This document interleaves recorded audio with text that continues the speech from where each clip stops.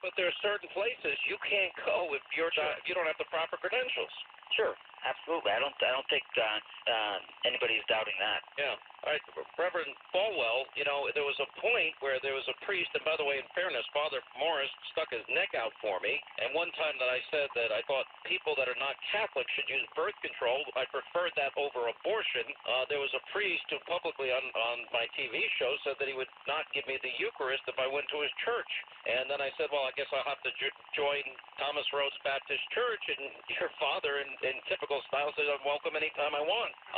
I personally believe Christianity is about sinners seeking reconciliation with God, and for anybody to declare whether a person is a Christian or not a Christian, nobody reads people's hearts. That's for God to judge, isn't it? Exactly. I mean, that's what Jesus said over and over, judge not lest you be judged. And by the way, Sean, just again, I'm not a reverend, but I did study theology in college before I went to law school, and I do have strong feelings on this issue, and I hope that the Father is right. I hope the Pope does apologize when he realizes that what he said flies in the face of what Jesus said, and that it's not his.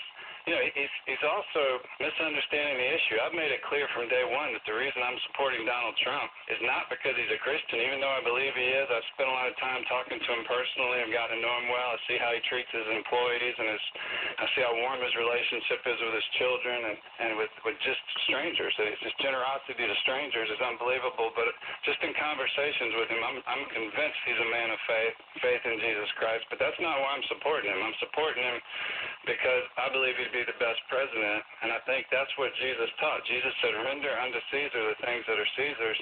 Jesus never told us whether to vote for a socialist or a capitalist. He told us to treat others with personal charity in our private lives.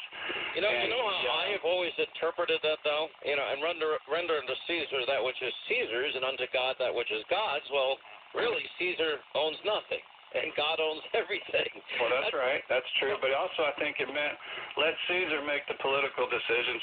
When Jesus said turn the other cheek, I don't think he meant for Roman soldiers who happen to be believers to turn the other cheek in battle. I think when we step into our roles as citizens or soldiers or political leaders, we take on a different role. We have different fiduciary responsibilities. And that's why, you know, I thought it was bad that a lot of Christians were not supporting Mitt Romney 4 years ago because he was a Mormon. And I think John F. Kennedy is spinning in his grave today if he could hear what the Pope was saying about, I mean, the Pope was basically saying during a political election that a certain candidate was not a Christian. It's the same as saying to American Catholics, don't vote for him. He's not a Christian. And I think no, hold on. That's an important distinction you made. He actually was asked, so should we vote for him? You know, should Christians or should Catholics vote for Donald Trump? And he said, I'm not going to get involved with that. So it's important to make that distinction. Okay, but when you say somebody's not a Christian and you're the leader of 1 billion Catholics, many of them are going to interpret it that way, and that's why I hope he'll apologize. But Sean, go ahead. Let me bring in Pastor Jeffers, who was sitting by